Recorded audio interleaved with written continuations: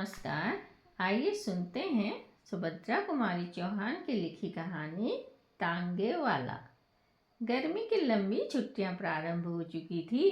मेरे कुछ मित्रों ने इस गर्मी की छुट्टी में कश्मीर जाना तय किया था और इस प्रस्ताव का सबसे अधिक समर्थन मेरे द्वारा हुआ। हम लोग जाने की पूरी तैयारी भी कर चुके थे कि अचानक यात्रा के 2 दिन पहले मेरे मित्र रामकृष्ण का एक आवश्यक पत्र आ पहुंचा। इस पत्र के अनुसार मुझे अपने कश्मीर यात्रा स्थगित करनी पड़ी। मैं अपने मित्र से मिलने उसके गांव की ओर चल पड़ा। जिस स्टेशन पर उतरना था, गाड़ी वहां 1 बजे दिन को पहुंची। चिलचिलाती धूप, लू की लपट और कच्ची सड़क की धूल, मुझे गांव तक जाने का साहस न हुआ। मैंने सोचा शाम को जाना ही ठीक रहेगा। तांगे वाले कम थे और उतरने वाले तो बहुत थोड़े। तांगे वाले सवारी लेकर चल पड़े। खाली तांगे वाले भी चलने का उपक्रम कर रहे थे कि एक अच्छा सा तांगा घोड़ा देखकर मैंने बुलाया। तांगे वाले ने आकर सलाम किया। मैंने कहा, देखो भाई, मुझे गांव जाना है, पर मैं अभी धूप में न जाऊंगा।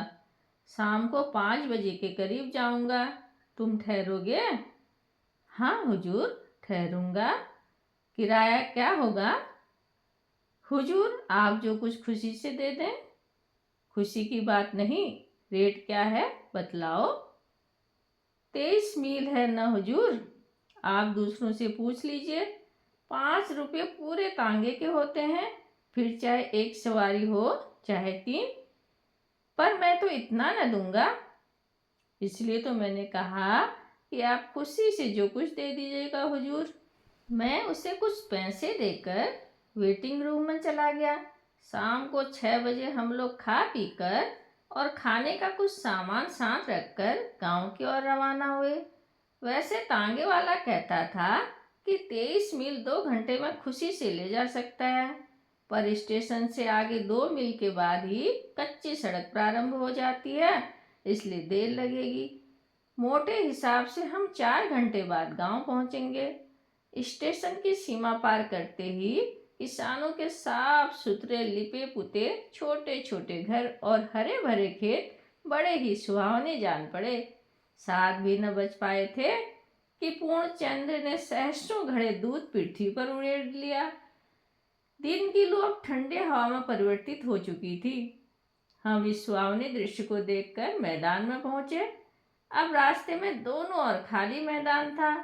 दूर पर एक आग पेड़ निर्जन में ऐसा खड़ा था जैसे किसी की प्रतीक्षा कर रहा हो।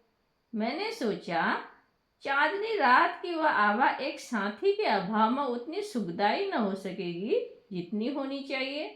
मैंने तांगे वाले से पूछा, जो धीरे धीरे कुछ गुनगुना रहा था, कितने मील आ चुके हैं हम लोग?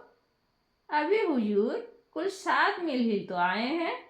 और फिर वह जरा जोर से गा उठा, हम फिर से वतन अपना स्वाधीन बना लेंगे। मैंने जरा सतर्क होकर तांगे वाले की ओर देखा।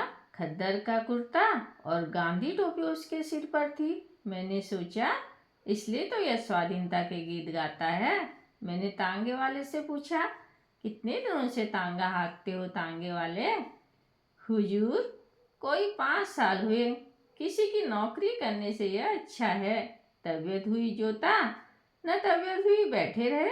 किसी की ताबेदारी नहीं, अपने मन का राज है। सामने चलकर नदी थी।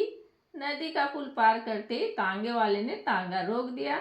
बोला, हुजूर, यहाँ जरा आराम कर लीजिए। नदी का पानी बहुत साफ और मीठा है।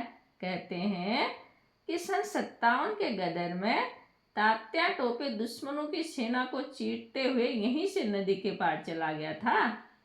तात्या टोपे? मैंने मन में सोचा, इसे इतिहास का भी कुछ ज्ञान है।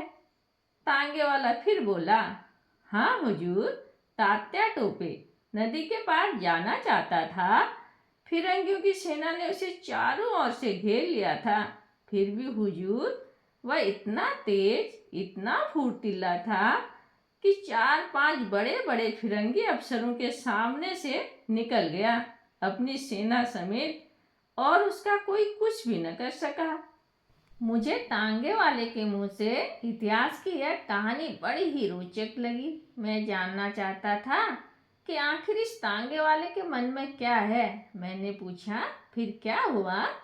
और मैं तांगे से उतरकर उसके पीछे पीछे चला। वह बोला, सन 57 के गदर में अगर हिंदुस्तानियों में एका होती तो पासा ही पलट जाता, पर तकदीर और फूट जो न कराए सो थोड़ा। मौलवी अहमद शाह और तात्या टोपे सरीखे देशभक्त वीरों को भी हम ही में से धोखेबाज लोगों ने धोखा देकर दुश्मनों के हवाले कर दिया। खून खौल उठता है हुजूर यह बात सोचकर। मैंने पूछा, तुम पढ़े लिखे हो? तांगे वाला उत्साह के साथ बोला, बहुत कम हुजूर, हिंदी अच्छी तरह पढ़ लिख लेता हूँ, अंग्रेजी भी थोड़ा जानता हूँ, पर हुजूर जब से 57 के गदर का इतिहास पढ़ा और फिरंगी कैसे आए और कैसे फैल गए सारे हिंदुस्तान में यह जाना, तब से हुजूर बदले की भावना से दिन रात जलता रहता हूँ।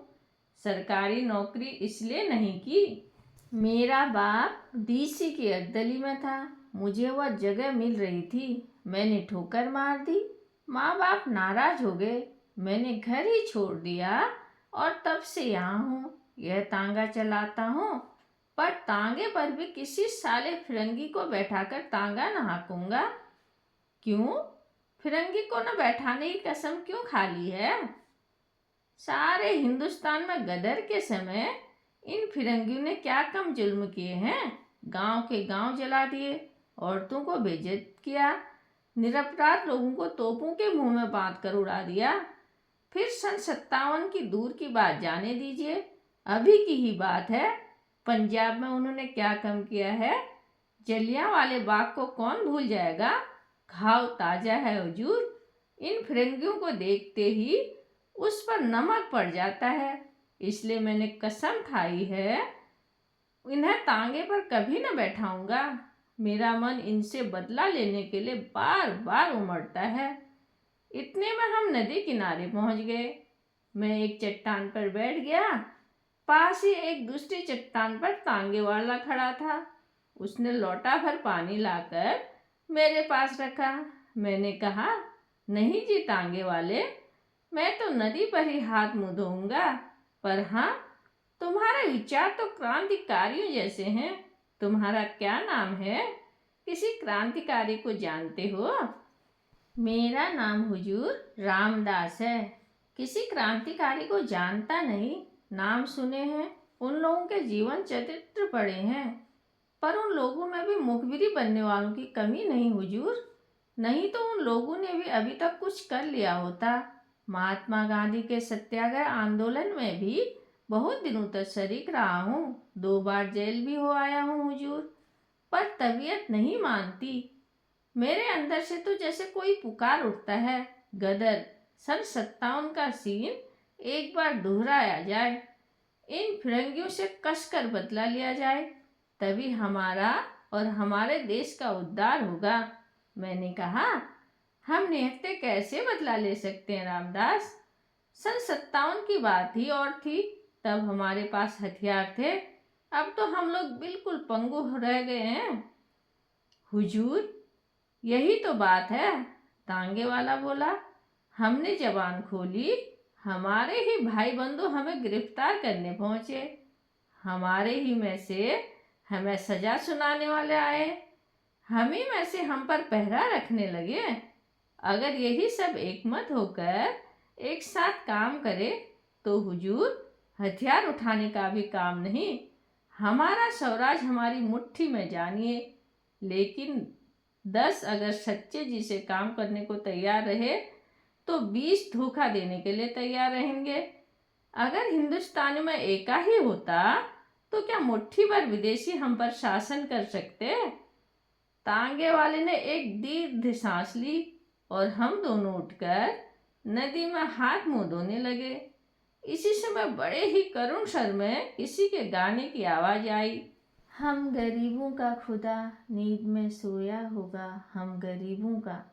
थोड़ी देर बाद जिधर से गाने की आवाज़ आई थी उधर से बिलक बिलक कर रोने की आवाज़ आने लगी। मैं चौंक कर देखने लगा। तांगे वाले ने बतलाया, हुजूर, यह एक पगली है, कभी कभी इधर दिख जाती है और अक्सर रात के समय गाती है, कभी रोती है, कभी हंसती है। कहते हैं सन 57 के गदर के समय सम्राट बहादुर शाह को जब कैद कर लिया गया था और उसके शहजादों को मार डाला था, तब उनके महल में कुछ बेगमें कीमती जेवर इत्यादि छीन लेने के बाद दर दर फिरने के लिए छोड़ दी गई थी। यह पगली उन्हीं में से कोई है। फटे कपड़े, पर इस गरीबी में भी हुजूर उनकी चाल, चितवन, बातचीत सब साई ढंग का है। वह मामूली औरत नहीं जान पड़ती। मैंने तांगे वाले से कहा, तुम उस स्त्री को बुलाओ, मैं उससे बात करूँगा। तांगे वाला बोला, वह किसी से नहीं बोलती हुजूर, न किसी की तरफ देखती है। कहाँ रहती है, क्या खाती पीती है, कोई नहीं जानता। कभी कभी यही नदी किनारे दिख जाती है। न जाने कितने वर्षों से इसी तरह गाती है, रोती है, हंसती है, पर आज तक कोई उससे बात नहीं कर सका है। मैं आश्चर्य में था। खैर, खाना खाकर हाथ मुंह धोकर हम लोग फिर तांगे पर आए। तांगे वाला न जाने कितनी बातें मुझे बतलाता चला। शुरू शुरू में तांगे पर बैठकर मैंने एक साथी के अभाव का अनुभव किया था, किंतु ये 23 मील कब खत्म हो गए मैं जान भी न पाया। गांव में पहुंचकर जब तांगे वाले ने मुझसे पूछा, यही गांव है, किसके मकान पर चलना है, तब मैंने जाना कि 23 मील की यात्रा समाप्त हो गई है। धन्यवाद।